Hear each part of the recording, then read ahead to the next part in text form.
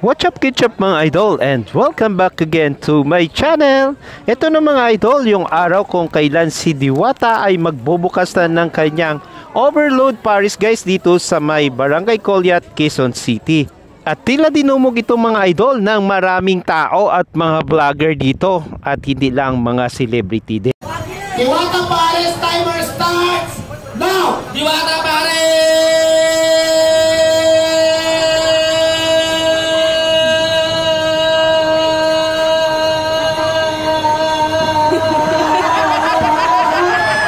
Ilan? 11.33, baba! Diwata Paris, timer starts now! Diwata Paris!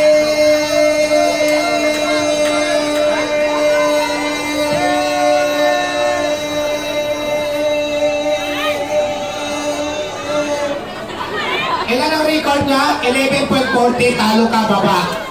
Ayan, maraming salamat. Hindi, 5,000 sinabi natin, di ba? So congratulations dahil nanalo ka ng 5,000. At ito pa mga idol, sobrang saya dito talaga. Ready? Timer starts now! Dalihan nyo, pag 2,000 yan. Alright, may nanalo na. Ito. May nanalo na daw. Ito naman si Kuya, humahabol pa. Sino nanalo? Ito daw. Kuya, congratulations sa dalawa. Bigyan ko sila ng bigas.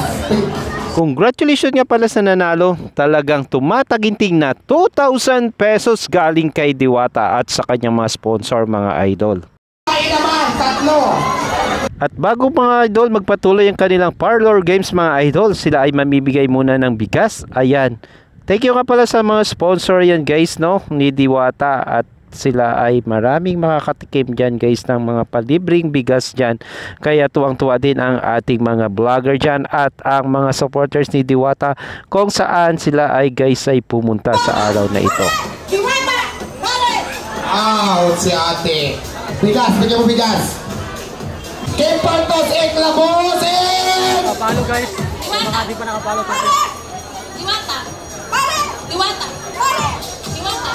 Pare! Diwata! Si ate. Out na?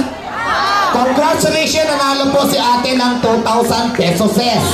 At yun na naman mga ka-Yours TV, nanalo na naman ng 2,000 pesos from Diwata sponsor mga idol. Mapicture muna kayo.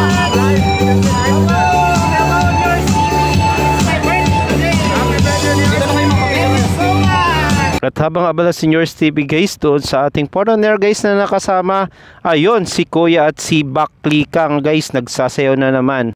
Kitang kita mo naman mga idol, sobrang dami ng tao dyan sa loob at malawak yan dyan mga idol. Ang problema lang dyan guys kapag umulan.